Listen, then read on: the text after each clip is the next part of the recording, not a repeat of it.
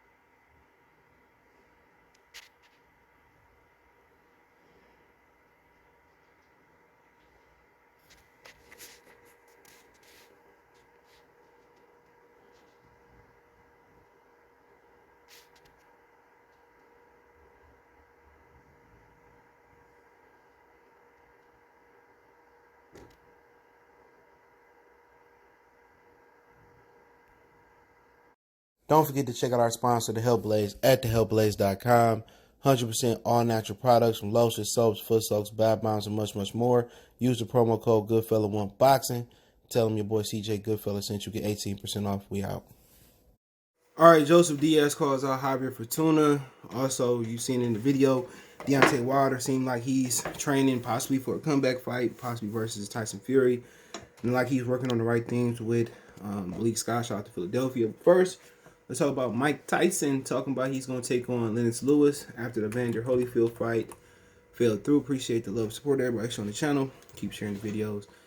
By the way, and it's on TMZ. And Mike Tyson, I fight Evander. I want to fight Evander, but Evander fucking ticking out. I fight Lennox. I ain't Lennox children, But Mike says on TMZ, I'm fighting Lennox Lewis September, baby. And Mike Tyson tells TMZ Sports, it says Evander is out, Lennox is in. Mike Tyson tells TMZ Sports his next boxing opponent is all lined up. It's a rematch with former heavyweight champ Lennox Lewis. I'm gonna be fighting Lennox Lewis. Tyson told us Tuesday night on the way out of the catch in LA in September. Yes. Mike Tyson's 54 years old. Lennox Lewis is 55. Remember, Mike Tyson was in talks to fight rematch of Evander Holyfield May 29th in Miami, but the deal fell apart in March because the two sides couldn't agree on money. So Tyson's camp continued to search for a big-name opponent. According to Mike, Lennox is in. The two have fought before. Lewis famously KO'd Tyson in the 8th round when they clashed in June 2002. In the build-up to the fight, Tyson makes some wild threats, famously saying he wanted to eat Lennox Lewis's children. We spoke to Lennox back in February the possibility of fighting Tyson. He told us he was open to it, but only if the public wanted it. Well, clearly enough people made it clear they love to see Lennox Lewis back in the ring. FYI, Lewis is one of the greatest heavyweights ever. He finished his pro career 2003, 41-2-1, defeating legends like Vitaly Klitschko, which I think that's the fight that he retired off of. Vitaly gave him everything he wanted. And Lennox was rubbing his dreads in Vitaly's eyes so the cut could stop the fight. And eventually the cut did stop the fight. And I think that's when Lennox Lewis knew that he had to get up and get out the sport. Yeah, that was his last fight. He TKO'd Vitaly and he TKO'd Vitaly in 6 rounds, but it was the cut. Vitaly made him retire. To be honest, it was just that tough. That was a hell of a fight in the cut. But also Evander Holyfield. Well, the Holyfield fight was a draw, wasn't it? Everybody know Evander lost that fight. Everybody know Evander lost that fight, but I think it was a draw. you know, that's where TMZ out here throwing lies. Because he didn't beat Evander. It was a draw. No, he did beat Evander. I fought twice. My bad. Yep. My bad. First time was a draw. Holyfield ran it back, which I wouldn't have ran it back. But Shannon Briggs, Ray Mercer, Frank Bruno, of course, Mike Tyson. Tyson with 50-6 in his pro career, but looked awesome in his exhibition fight against Roy Jones in November 2020. And, you know, honestly, you know, and obviously, you know,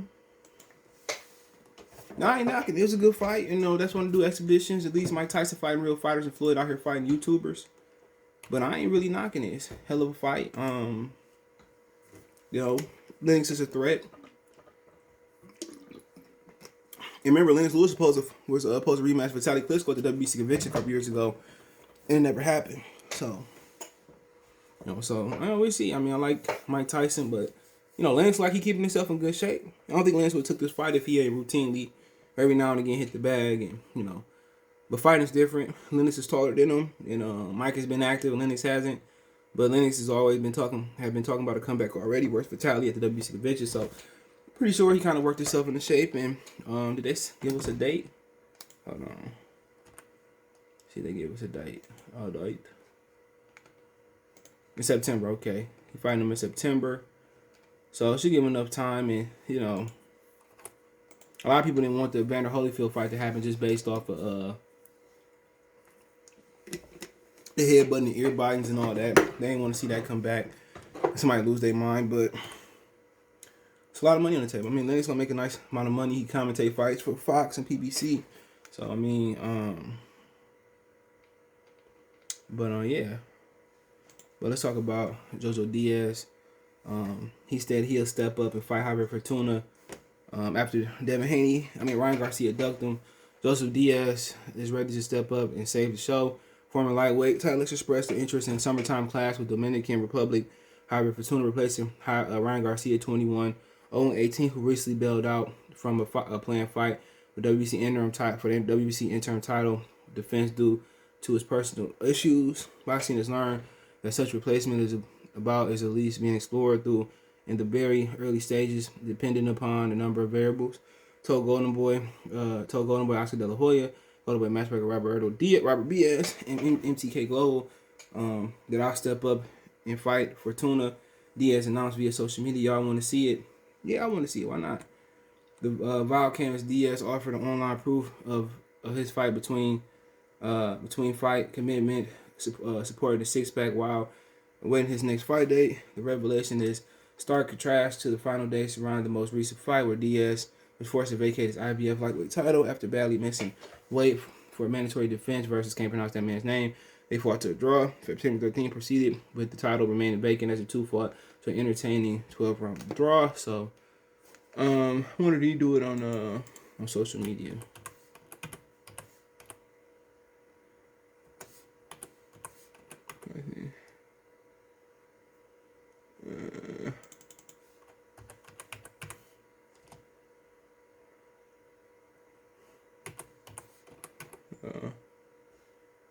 I don't know what his Twitter is. Trying to find his Twitter. Okay, I found it. I see the post. So maybe do it on IG alone. Let me see. But I mean,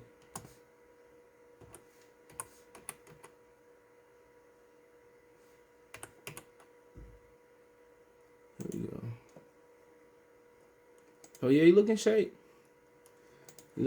So I mean, we'll see what happens. Obviously that's a good fight. You got JoJo Diaz, who I think he was an Olympian. That'd be a good fight, man. I think he's big enough to step up the lightweight, good boxing skills. That's a good fight between him and Fortuna. Fortuna, rough and rugged. He came from a lower weight class. I think JoJo Diaz, I think it's a 50-50 fight, to be honest. You know, I think the winner could get Devin Haney, and that'd be a tough fight for both of them, but I think that's a 50-50 fight. Man. I think JoJo hand speed, body punching, Fortuna awkwardness. That's a great fight. And I think this probably always is a plan. I don't think Ryan really wanted to fight, Hybrid Fortuna. But at least somebody stepping up to say today. I think that fight with Joseph Diaz would be great. I think Diaz missed away this last fight. Need to move up. So, possibly could fight Jorge Lennox and get past Devin Haney, which is a very interesting fight. So, I mean, hell of a fight. Hell of a fight, man. And, I think Fortuna, have his hands full. I thought he can get Ryan Garcia. I think he can get Joseph Diaz, but Joseph a little bit different. He ain't as long and powerful as Ryan, but accurate, technical, good. And I think he'd be comfortable moving up the lightweight. And he ain't trying to take no soft touch. He doesn't be moving up the lightweight neither. He trying to come into the game and fight a killer. So, like I said before, it'd be very, very interesting. I think. Damn, sorry. Fortuna would have a small. Well, I suppose Joseph Diaz have a small uphill battle, but I think he's big enough. He go to Fortuna body. I think Fortuna probably lead with his head, and JoJo have his issues. It'll be tougher than Tevin Farmer because Fortuna got a different awkwardness. He may not be as slick as Farmer, but he got a slick properties, and he gonna lead with his head. He gonna do all this, and the key for Fortuna is to back Fortuna up and don't let Fortuna jump forward without paying a price. That's the thing about Fortuna. If you can back him up or catch him coming in, that's how you beat Fortuna. If I was Joseph Diaz, I'd tell him, move him back, pick up the jab, touch the body. And then when he jump in, I'd probably prepare with an uppercut or a hook. But jab, walk forward, touch the body. Keep Fortuna moving backwards and don't let him jump forward. And when he jump forward, you got to be prepared to make him pay. Roberts Jr. couldn't make him pay. Old boy paid him pay. What was his name that knocked Fortuna out? Jason Sosa made him pay. So the opening's there. You just gotta be able to, counter him. And, he lead with his head down and, uppercut, body shots, pushing him back. It sounds easy, but Fortuna make it a difficult fight when you don't counter.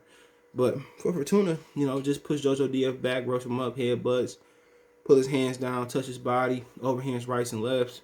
Treat him like a featherweight coming up, man, or super featherweight coming up. And that kind of really be the key for Fortuna. Just bully JoJo Diaz, muscle him, touch the body, overhand lefts and rights. It'd be really frustrating with angles and just combination punches and awkward shots, and that will pretty much be the ticket for him to get Joseph Diaz, beat him or get him out of there. But entertaining fight. I've been entertaining fight at 30. I think, Fortuna fought at 26 too, so so did Joseph Diaz. So, it's a fight that we probably, was destined to get, but yeah, I look forward to it. And right now, I probably says 50-50. Maybe I slightly favor Fortuna because he's been at the weight. But we'll see if they make the fight, which hopefully they do. But yeah, let's talk about Deontay Wilder. There's a video of him. Coming back, hitting the bag. We're doing the mix with Malik Scott, and they working on, slipping the jab.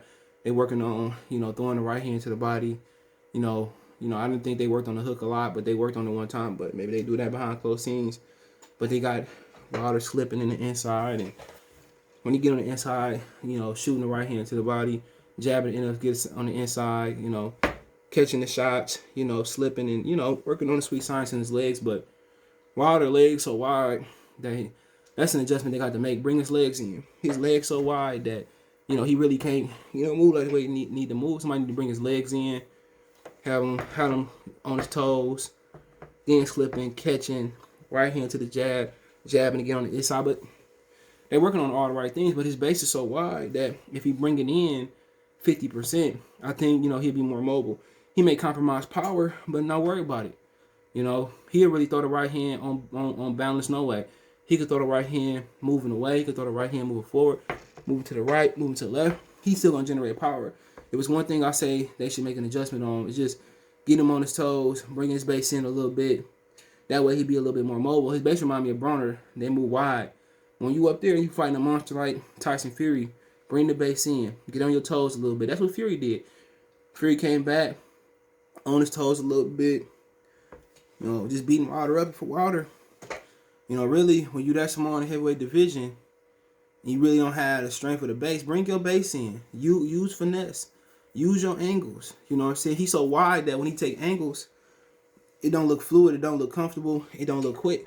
He bring that base in, get on his toes, slide over, jab, slip, slam, right hand to the body.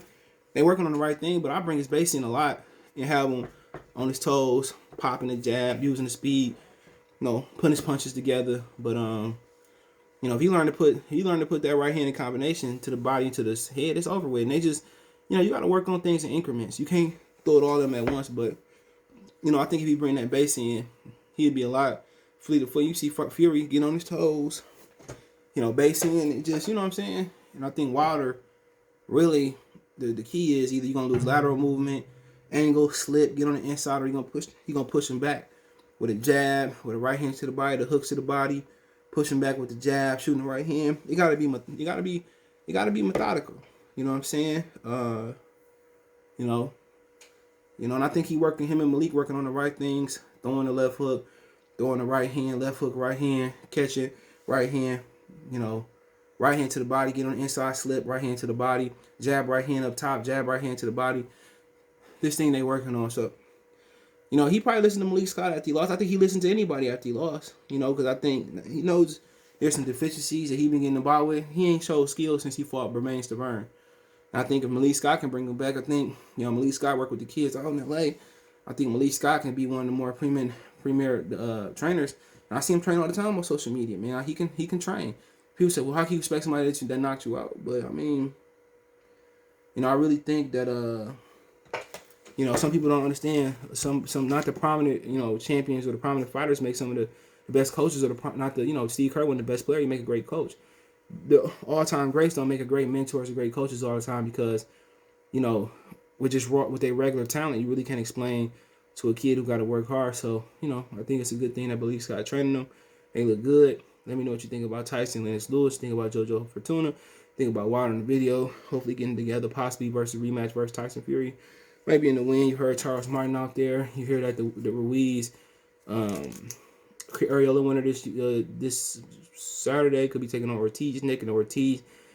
And Ariola Ruiz winner could take on Wilder down the line. So let me know what you guys think. Check the Heavyweight Boxing playlist. Check the Boxing News playlist out. Don't forget you can find me on Facebook, Instagram, Twitter. All the links in the description. If you want to advertise your business on the channel, video request, whatever it may be, links there. Want to make a financial donation?